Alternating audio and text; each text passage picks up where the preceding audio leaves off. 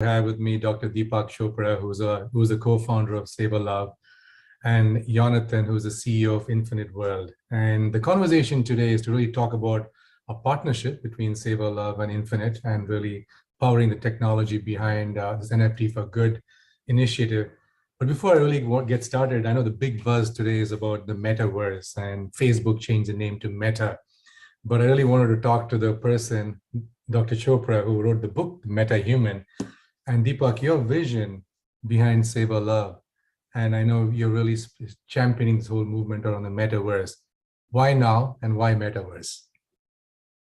Okay, so I think the goal here is to see how Seva.Love can actually not only be the leader in NFTs for good, non-fungible tokens for good. Good means anything that helps create a more peaceful, just, sustainable, healthier, and joyful world, but also anything that improves our capacity for well-being and our capacity for creativity, insight, intuition, imagination, higher vision, and transcendence. Coming back to the whole meta inquiry and the whole meta conversation that's happening right now, the word meta means beyond. So meta-human, which happens to be also on my desk right now, meta-human means beyond human. And so what does that mean? Well, what does it mean to be human today? To be human today is to be very conflicted. Everything is conflicted and polarized. Politics, extreme nationalism, the conflicted, divided human mind has created a situation where many people are saying we are 1 minute away from midnight, 1 minute on the earth clock in cosmic time, 1 minute before extinction. The last extinction was 65 million years ago when a meteorite fell on this planet Earth and wiped out the dominant species, dinosaurs, within a few days, or at the most a few weeks, some within a few hours, the dominant species on this planet. Had that not happened, you and I wouldn't be having this conversation. So we emerged as a result of the extinction of a dominant species on our planet. Right now, the dominant species on our planet is what we call Homo sapiens. The word actually means the wise ones. We were humble enough to give ourselves that name, the wise ones, Homo sapiens. But Homo sapiens have created nuclear weapons, have created cyber warfare, have created poison in the food chain, have created climate change, and the mutations that go with climate change, the pandemics. Homo sapiens has created social injustice, economic injustice, racial injustice, economic injustice, and mechanized ways of extinction, mechanized, of killing each other, etc. Now, this to me sounds almost insane. And the fact that we're sleepwalking to our extinction as humans is insane. So unless we evolve to the next stage of our evolution, I think we're screwed, basically. There are one or two choices: either embark on meta-human adventures in the metaverse, and I'll tell you what they are. Or, if you're okay with the extinction, why don't you go to the bar and get drunk? And that will at least amplify the denial and make it more comfortable. But right now is a crisis, and that crisis is we are sleepwalking ourselves to extinction. As I walk the streets of New York, I see happy students, NYU, everybody is going around as if life is normal. In a way, that's good, because if they knew the truth, they wouldn't be able to sleep at night. Honestly, the truth is very compelling right now. So what is meta-human? When I wrote this book, Meta-Human, I was thinking of the awakened human mind, the awakened human consciousness. So we are no longer biological robots. The current experience of being human is you're a biological robot, you're an algorithm. and you're predictable. You're a bundle of conditioned nerves and reflexes constantly being triggered by people and circumstance into totally predictable outcomes. Somebody says something nice to you, you're flattered for the rest of your life. Some next corner, somebody says something mean to you, you're offended for the rest of your life. In other words, you can push any button in a human and get any response you want if you know how to do it. And that's what's happening. Now, manipulation is happening by pressing our predictable buttons. And those predictable buttons have to do with the economic crisis, with the, all the other crises that I mentioned, including the crises of suicide and mental depression and violence and climate change. All of that put together is today's human. Meta-human means we go to the source of all experience, source of all experience. And that source of all experience is basically the experience of our body. Body is an experience. The experience of our mind. The mind is a changing experience. Experience of our emotions. Emotions are an experience. Perception. Perception is an experience. What we don't realize is these are all learned phenomenon as a result of the hypnosis of social conditioning that has been going on for 40,000 years. Religious conditioning, economic conditioning, racial conditioning, ethnic conditioning, every possible kind of conditioning that you can think of, economic as well, all the experiences of our ancestors. So it's a big challenge to wake up from this conditioning because we think this is reality, but in fact, this is a projected mind that we are seeing as what we call reality. What we call everyday reality as a perceptual experience is a projection of our conflicted mind. Now, if we could shift our identity to the source of all experience, which means source of sensations, sense perceptions, images, feelings, and thoughts, if we could transcend to that level and our identity became the source of experience, then we have a completely new realm of experience to tackle. That experience would come from a meta-human, an awakened mind that knows that our true identity is infinite possibilities, that our true identity is unpredictable. We're not biological algorithms. If we go to the source, we're creative. So our true identity is infinite possibilities, infinite unpredictability, infinite creativity, and as a result of that infinite creativity, infinite imagination, insight, intuition, higher cause, transcendence, and the ability to change our body, mind, and our experience of the universe. So usually we identify with the body, mind, but the body, mind is a changing experience that starts as a fertilized egg, ends with death. In between zygote, embryo, baby, toddler, teenager, young adult, mature adult, old adult, dusty death. Okay, that's the path of the human. But the path of the meta-human would be infinite possibilities, infinite creativity, unpredictability, and basically the creation of our own reality. So what would that reality be? That would be metaverse. And metaverse would have many lokas. Lokas is a Sanskrit word which means locations.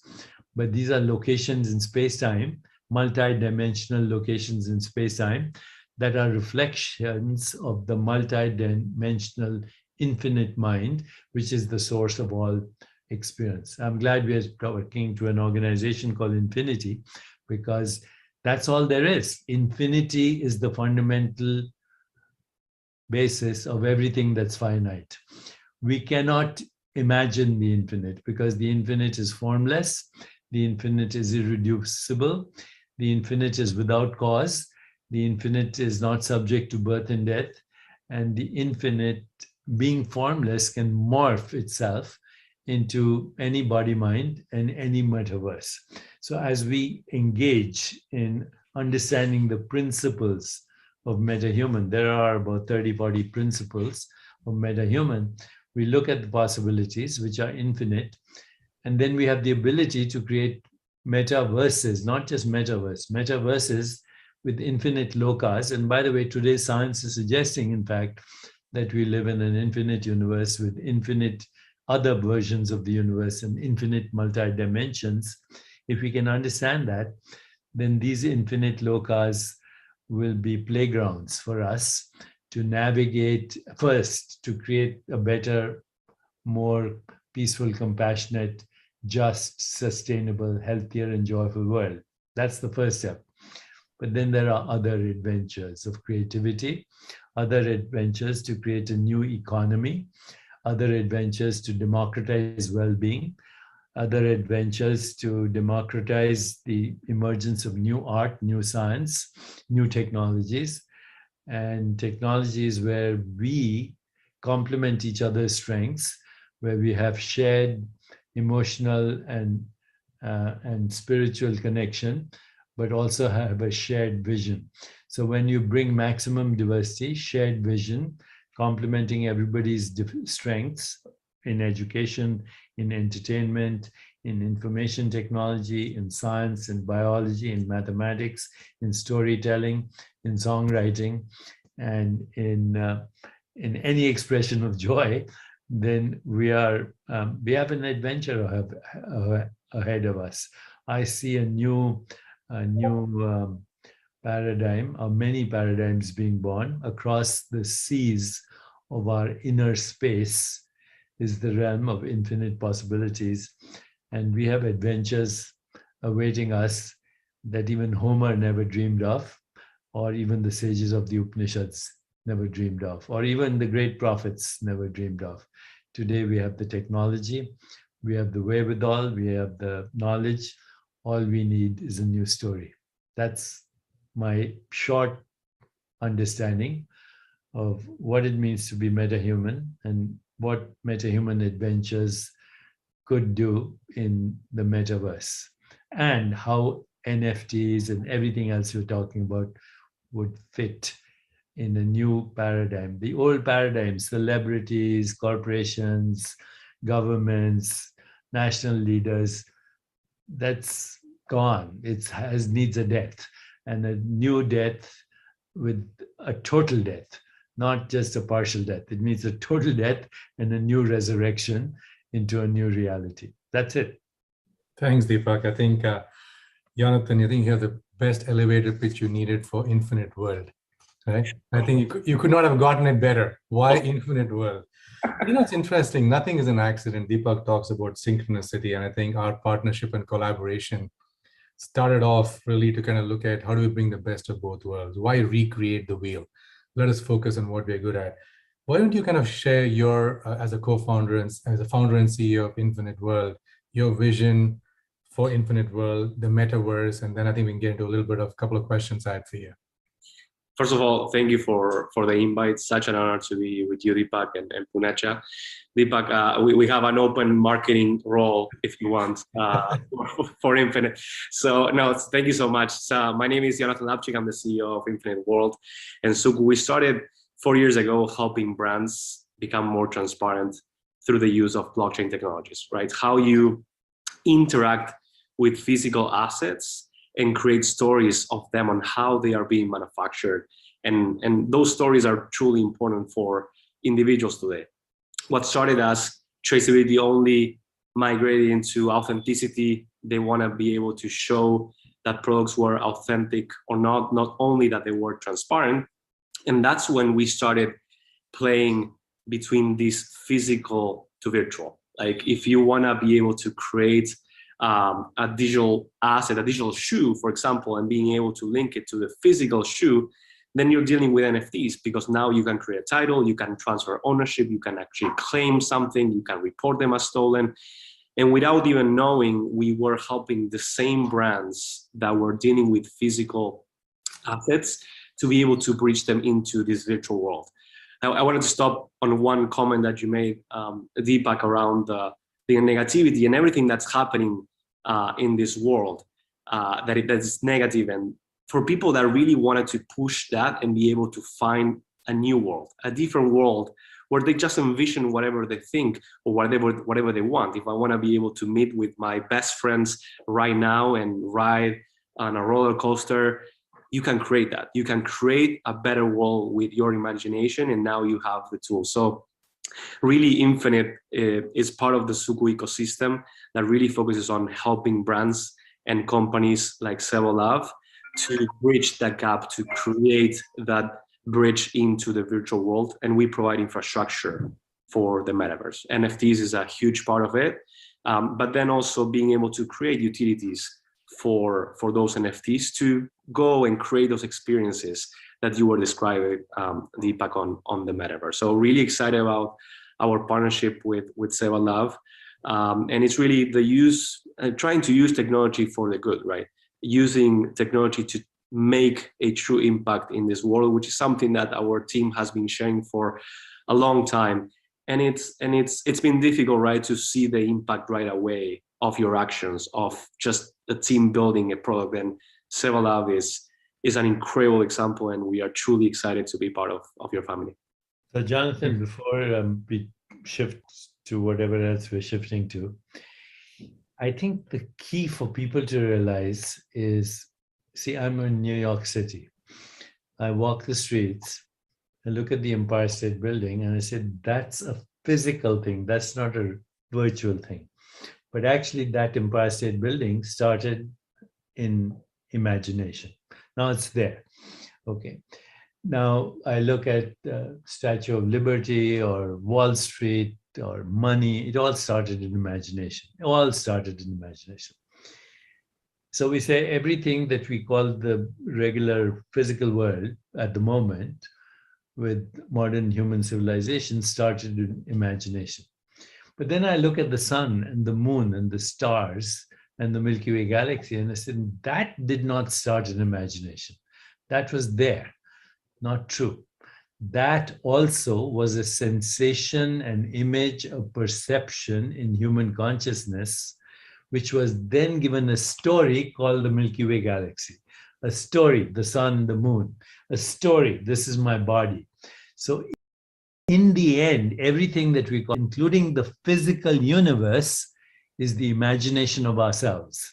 And if we understand this, then that shoe, which is a virtual shoe, that shoe or dress, which is a virtual dress, that currency, which is a virtual currency, ultimately acquires a physical dimension to it. And we call it physical, but it is still part of the metaverse.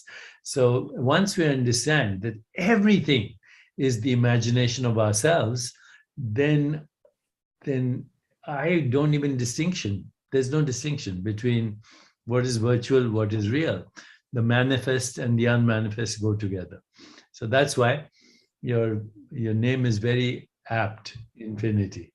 Okay. So from just a leading question to this, from a technology perspective, Yonathan, let's kind of talk about how do you see the metaverse? Everybody's getting involved in it, right? Facebook, Microsoft, you name it, Epic. Copycatters, all copycatters.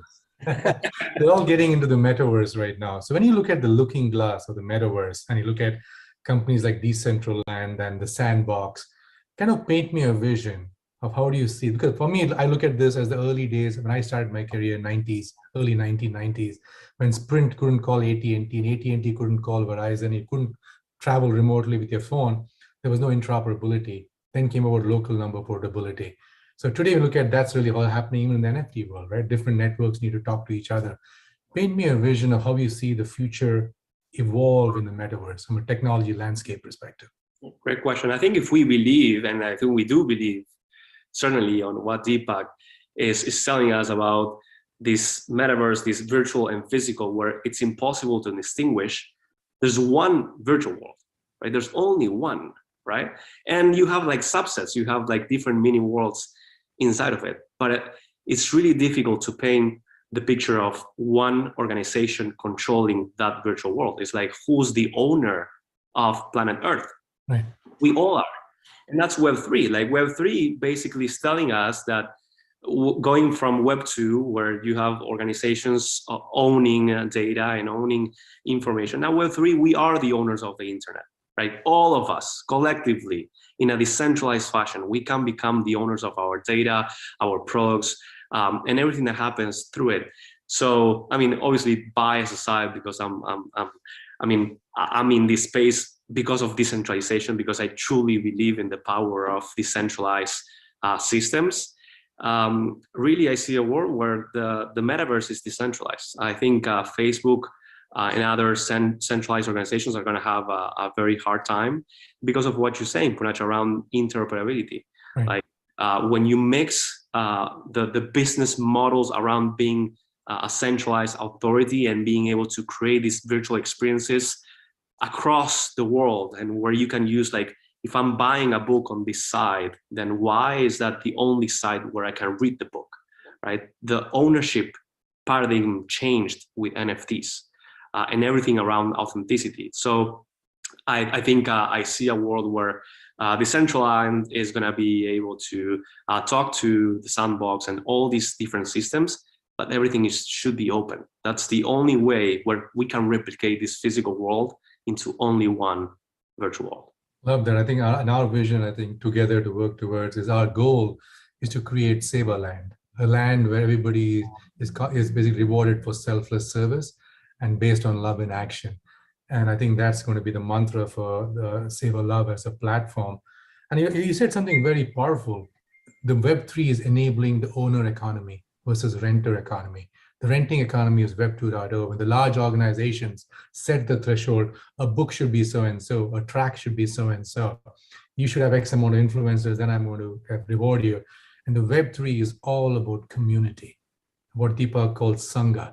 I think that is the real big paradigm shift. And I'm really, really excited to kind of make this collaboration work with InfiniteWorld, and the best is yet to come. I think as we evolve the roadmap together, I think I'm looking forward to our partnership. Deepak, any parting thoughts on your love in action? You want to share your principles? Only one thing is, I've always maintained that love without action is irrelevant, and action without love is meaningless. But when you do it, love in action, the whole world gets involved. And what Yonathan said, very important. These big corporations, including medical establishment, they come very late into the game, and then they want to own it, like just integrative medicine. We've been talking about it 50 years now. All the universities are interested. Same thing with metaverses, meta tokens, meta humans. We've been talking about 50 years, and actually ancient wisdom traditions have been talking about it for a few thousand years. And now suddenly the corporations want to own it. Like, you want to own the air. It's so ridiculous. This is air, US airspace, and this is Chinese airspace. Cut up the air, and then you think you can get rid of COVID because the airspace respects COVID-19, or the airspace respects the divisions of the oceans or the waters or the earth. Those trees are our lungs. Those earth is recycling as our body. We don't own the earth owns us. And ultimately, no one owns anything. And all we can do with this new adventure is give people who actually produce the work, the art, and the genius behind them some sense of reward, and ultimately actually make every corporation irrelevant. Thank you, Deepak. On that note, Yonathan, thank you for your time. Look forward to our partnership. And I know we have a big drop coming on November 30th. Excited and grateful to your team. I think we're also pushing the envelope about portability. So excited for the partnership. Thank you. Thank you, Yonathan. Thank you very much. Thank you, Punach. Thanks, Deepak. Bye-bye. Bye.